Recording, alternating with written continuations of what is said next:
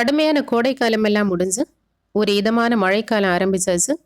இப்போதான் இந்த மரஞ்செடிகளுக்கெல்லாம் அவ்வளோ சந்தோஷமா இருக்கும். மரம் செடி கொடிகளுக்கு மட்டும் இல்லாமல் நமக்கும் கூட இப்போதான் ஒரு நிம்மதி பெருமூச்சு விட்டது மாதிரி இருக்கு. அந்த அளவுக்கு வெயிலோட கொடுமை அதிகமாக இருந்தது. எப்பவும் போல தான் இன்னைக்கும் காலையிலிருந்தே வீடியோ எடுக்க ஆரம்பிச்சாச்சு. காலையில் ஒரு சிம்பிளான டிஃபன் தான் ரெடி பண்ண போகிறேன். இன்றைக்கி கொஞ்சம் அதிகமான வேலைகள் எல்லாம் இருக்குது. எக்ஸ்ட்ரா வேலை இருக்கும்போது நான் சிம்பிளாக ஏதாவது சமையலை முடிச்சிருவேன். காலையில் வந்து சேமியா வச்சு ஒரு மசாலா உப்புமா மாதிரி ரெடி பண்ணலாமேன்னு தான் பண்ணிகிட்ருக்கேன். ஒரு பெரிய வெங்காயத்தை நீளவாக்கில் கட் பண்ணி, ஒரு பச்சை மிளகாயும் பாதி தக்காளியும் கட் பண்ணி எடுத்து வச்சுருக்கேன்.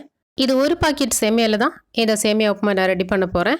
ப்ளைனாக செய்கிறத விட கொஞ்சம் மசாலா போட்டு செய்தோன்னா டேஸ்ட் இன்னும் நல்லா இருக்கும்.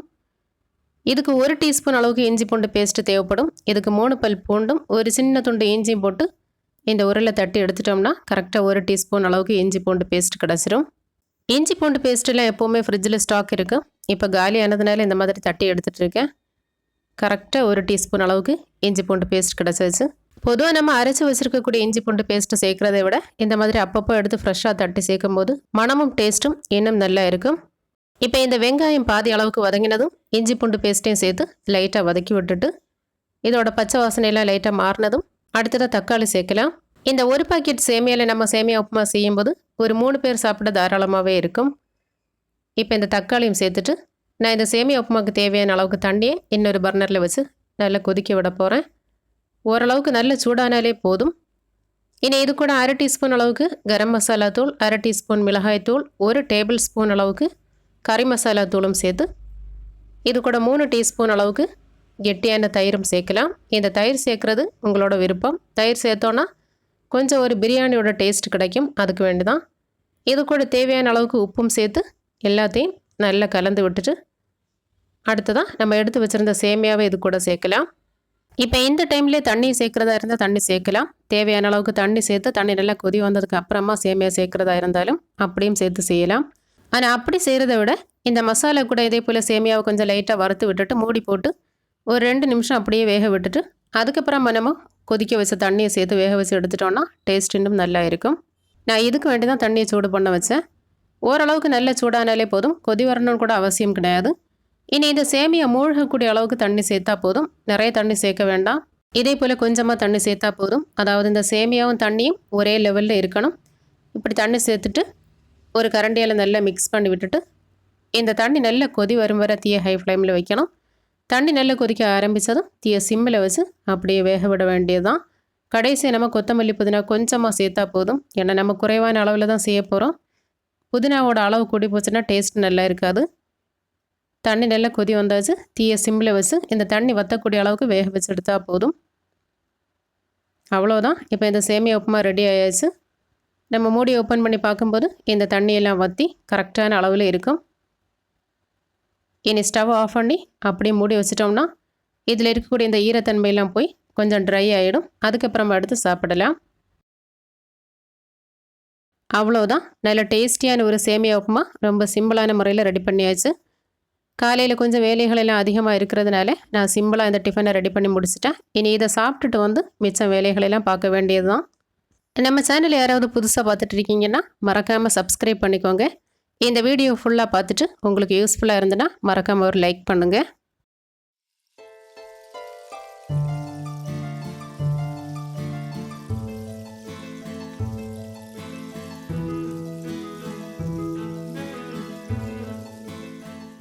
காலையில் கொஞ்சம் எக்ஸ்ட்ரா வேலைகளெல்லாம் இருக்குன்னு சொன்னேன். அது என்ன வேலைன்னு சொல்லவே இல்லை.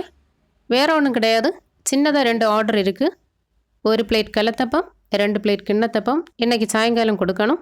அதுக்கு வேண்டி தான் 2 பாத்திரத்துலேயே பச்சரிசி ஊற வச்சுருக்கேன். இந்த பச்சரிசி நல்லா ஊறியாச்சு. இனி இந்த 2 மாவையும் அரைச்சி ரெடி பண்ணணும். இன்னொரு பக்கம் கிண்ணத்தப்பத்துக்கு தேவையான தேங்காயும் எடுத்து வச்சுருக்கேன். இப்போ டைம் பார்த்திங்கன்னா காலையில் 11:30 மணி ஆயாச்சு. காலையில் டிஃபன் வேலையெல்லாம் முடித்து சாப்பிட்டதுக்கப்புறமா கொஞ்சம் க்ளீனிங் வேலையெல்லாம் இருந்து அதையெல்லாம் முடிச்சுட்டு வந்து அதுக்கப்புறமா தான் கிச்சனில் வந்தேன். இனி இந்த கலத்தப்பத்துக்கும் கிண்ணத்தப்பத்துக்குமான மாவையும் அரைச்சி ரெடி பண்ணணும். அதே சமயம் மத்தியான சமையலையும் ஒரு பக்கம் பார்க்கணும். இந்த புதினா செடியை பொறுத்த வரைக்கும் நிறைய தண்ணி தேவைப்படாது. நல்ல வெயில் இருந்தால் தான் நல்லா தழைச்சி வளரும். இப்போ மழை வந்ததுமே அது ஒரு மாதிரி சோர்ந்து போனது மாதிரி ஆயிட்டுது. இந்த கிண்ணத்தப்பத்துக்கு தேவையான தேங்காய் பாலையெல்லாம் நான் தனித்தனியாக 2 பாத்திரத்தில் எடுத்து வச்சுருக்கேன். நல்ல கெட்டியான பாலை வந்து தனியாக ஒரு பாத்திரத்தில், தண்ணியாக இருக்கக்கூடிய பாலை வந்து லாஸ்ட் பாலை இன்னொரு பாத்திரத்தில் வச்சுருக்கேன். இந்த லாஸ்ட் பால் கூட தான் சீனி சேர்த்து மிக்ஸ் பண்ணி வைக்கணும். இன்னொரு பக்கம் மிக்ஸி ஜாரில் இந்த கலத்தப்பத்துக்கான மாவை அரைச்செடுத்துட்டு அதுக்கப்புறமா தான் கிண்ணத்தப்பத்துக்கான மாவை நம்ம கிரைண்டரில் அரைச்செடுக்க போகிறோம். இந்த ஊற வச்ச பச்சரிசி கூட ஜீரகம், ஏலக்காய், கொஞ்சமாக சோறெல்லாம் சேர்த்து தான் இந்த கலத்தப்பத்துக்கு மாவு அரைச்சு ஒரு பாத்திரத்தில் மாற்ற போகிறோம். நம்ம சுயமாக ஒரு தொழில் செய்து பணம் சம்பாதிக்கணும்னு குடும்ப தலைவிகளெல்லாம் ஆசைப்படுவோம். ஆனால் அதுக்கு எந்த மாதிரியான ஸ்டெப் எடுக்கணும், எப்படி பணம் சம்பாதிக்கணும்னு தான் நமக்கு தெரியாது. இதை யாரும் சொல்லித்தரவும் வரமாட்டாங்க, நமக்கு சப்போர்ட் பண்ணுறதுக்கும் யாருமே வரமாட்டாங்க. நாம தான் தேடி கண்டுபிடிக்கணும் நம்மளோட திறமைகள் எங்கே இருக்குன்னு. படிப்பறிவு இருந்தால் மட்டுமே நம்மளால் வேலைக்கு போக முடியும். அப்படி வேலைக்கு போனால் தான் பணம் சம்பாதிக்க முடியும்னு நாமளாவே தப்பு கணக்கு போட்டுட்டு வீட்டில் சும்மா இருந்து நேரத்தை வேஸ்ட் பண்ணிகிட்டு இருக்கோம். நம்மளோட திறமைகளை நம்ம எப்படி கண்டுபிடிக்கிறதுன்னு பார்த்தீங்கன்னா, நமக்கு எதில் வந்து அதிக அளவில் இன்ட்ரெஸ்ட் இருக்கோ, எந்த விஷயத்தை பற்றி அதிக அளவில் நமக்கு நாலேஜ் இருக்கோ அதுதான் நம்மளோட திறமை. வேறு ஒன்றுமே கிடையாது. நம்ம எந்த விஷயத்தை அதிகமாக ஆசைப்பட்டு பண்ணுறோமோ, எந்த விஷயத்தில் கூடுதல் இன்ட்ரெஸ்ட்டு காணிக்கிறோமோ, அது மட்டும் இல்லாமல் எந்த விஷயத்தை நம்மளால் பர்ஃபெக்டாக பண்ண முடியுமோ அதுதான் நம்மளோட திறமை. வேறு ஒன்றுமே கிடையாது. நமக்கு தெரிஞ்ச அந்த விஷயத்தை நல்லா சிறப்பாக செய்து முடிக்க நம்ம காட்டக்கூடிய ஆர்வமும் முயற்சியும் தான் நமக்கு ஒரு தொழிலாக அமையும். இறைவன் எல்லாருக்குமே அறிவும் திறமையும் கொடுத்து தான் படைச்சிருக்கான். அதை எப்படி யூஸ் பண்ணுறதுன்னு தெரியாமல் தான் நம்ம ஒரு வகையில் முட்டாளாக இருந்துகிட்டு இருக்கோம். அது மாதிரி ஏதாவது ஒரு சுயதொழில் செய்யணும்னு ஆசை மட்டும் இருந்தால் போதாது, அதில் நிறைய ஆர்வம் இருக்கணும். நம்ம பண்ணக்கூடிய விஷயத்தில் நல்ல இன்ட்ரெஸ்ட் இருந்தால் மட்டும்தான் அதில் வரக்கூடிய வெற்றி தோல்வி ரெண்டையுமே நமக்கு சம அளவில் எடுத்து நல்ல சக்ஸஸ்ஃபுல்லாக கொண்டு போக முடியும். அதே போல் முயற்சின்னு சொல்லக்கூடியது வந்து நம்ம ஒரே விஷயத்தில் மட்டும் பண்ணிகிட்டு இருக்காமல், நமக்கு என்னெல்லாம் தெரியுமோ எல்லா விஷயத்துலையும் நம்ம ட்ரை பண்ணிகிட்டு இருக்கணும். ஏதாவது ஒரு விஷயம் நமக்கு நல்ல சக்ஸஸ் ஆகும். அப்படி சக்ஸஸ் ஆச்சுன்னா நமக்குள்ள ஒரு பெரிய ஒரு கான்ஃபிடென்ஸ் வந்துடும். என்னை பொறுத்த வரைக்கும் படித்த பெண்களாக இருந்தாலும் சரிதான், படிக்காத பெண்களாக இருந்தாலும் சரிதான், நமக்குன்னு ஒரு வருமானம் கண்டிப்பாக இருக்கணும். பெண்களாகிய நம்ம வந்து பணத்துக்காக யாரையுமே சார்ந்திருக்காம நம்ம சுயமாக சம்பாதிச்சிட்டோம்னா அதை விட மிகப்பெரிய ஒரு வெற்றி வேறு எதுவுமே கிடையாது. இப்போது மத்தியான சமையல் ஒரு பக்கம் நடந்துட்டுருக்கு. இன்னொரு பக்கம் நான் கலத்தப்பத்துக்கு மாவு அரைச்சி வச்சாச்சு, கிண்ணத்தப்பத்துக்கான மாவையும் அரைச்சி ரெடி பண்ணியாச்சு. இனி கையோடவே இந்த கிரைண்டரையும் தொடச்சி க்ளீன் பண்ணி வச்சுட்டோன்னா அந்த வேலை முடிஞ்சிடும்.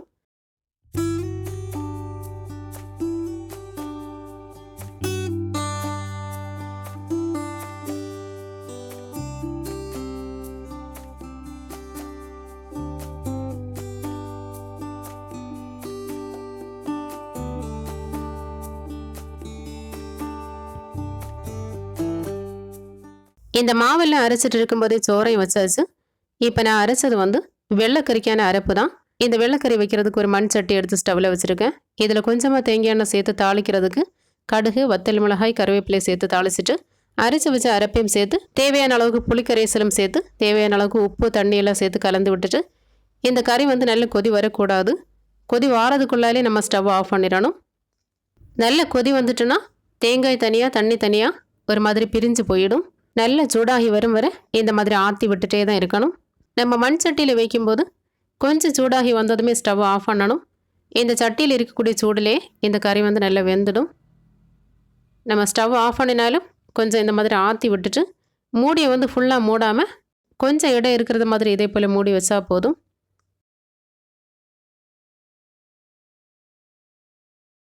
இன்றைக்கி லஞ்சுக்கு என்னெல்லாம் ஸ்பெஷல்னால் ஒயிட் ரைஸும் வச்சு வெள்ளைக்கறியும் இறால் ரோஸ்ட்டும் தான் வச்சுருந்தேன்.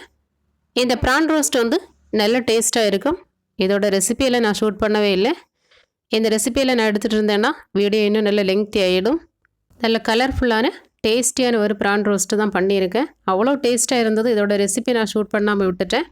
அப்படி மத்தியானத்துக்கான வேலைகளெல்லாம் முடிச்சுட்டு வந்து தான் அடுத்ததான் இந்த கிண்ணத்தப்பம், கல்லத்தப்பம் இந்த ரெண்டையுமே நான் ரெடி பண்ணணும். இந்த மத்தியான வேலைகளெல்லாம் முடித்து சாப்பிட்டுட்டு போய் ஃப்ரெஷ்ஷாகி தொழுது முடிச்சுட்டு வந்து தான் அடுத்த வேலையை ஆரம்பித்தேன். இப்போ ஃபஸ்ட்டு வேலையாக கிண்ணத்தப்பம் ரெடி பண்ண போகிறேன். இந்த கிண்ணத்தப்பம் ரெடி பண்ணி முடிச்சுட்டு தான் கல்லத்தப்பம் வேக வைக்கணும்.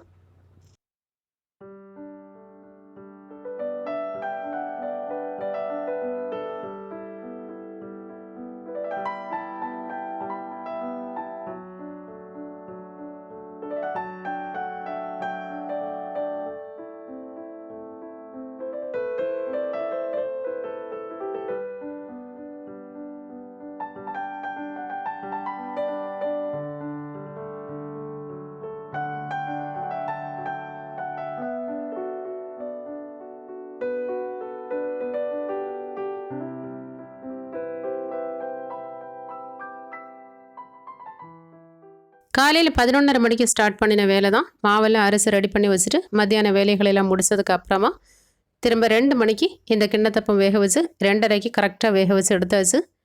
இனி அடுத்த வேலையாக இந்த கிண்ணத்தப்பத்தை நல்லா ஆற விட்டுட்டு கலத்தப்பம் ரெடி பண்ணணும். நம்ம அரைச்சி வச்சுருந்த மாவில் தேவையான அளவுக்கு கருப்பட்டி பாக உருக்கி சூடாகவே சேர்க்கலாம். மாவு கூடவே கொஞ்சமாக சமையல் சோடாவும் சேர்த்து நல்லா கலந்து விட்டுட்டு இந்த கலத்தப்பத்தை வேக வச்சு எடுக்க வேண்டியதுதான். எந்த ரெசிபியுமே இந்த வீடியோவில் நான் ஃபுல் டீட்டெயிலாக காமிக்கவே இல்லை. இந்த ரெசிபியில் உங்களுக்கு வேணும்னா நம்மளோட குக்கிங் சேனலில் இருக்குது, தேவைப்பட்டால் செக் பண்ணி பார்த்துக்கோங்க. இந்த கலத்தப்பம் செய்ய ஒரு அலுமினியம் குக்கர் எடுத்துருக்கேன். இந்த குக்கரில் கொஞ்சமாக தேங்காய் எண்ணெயும் நெய்யும் சேர்த்து கட் பண்ணின தேங்காவை பொரிச்சு எடுத்துட்டு பாதி தேங்காவை மாற்றி வச்சுருக்கேன். இந்த மாவு சேர்த்ததுக்கு அப்புறமா இந்த மீதி தேங்காவையும் சேர்த்து குக்கரை மூடி போட்டு அப்படியே சிம்மில் வச்சு ஒரு 1/2 மணி நேரம் வேக வச்சு எடுக்க வேண்டியதுதான்.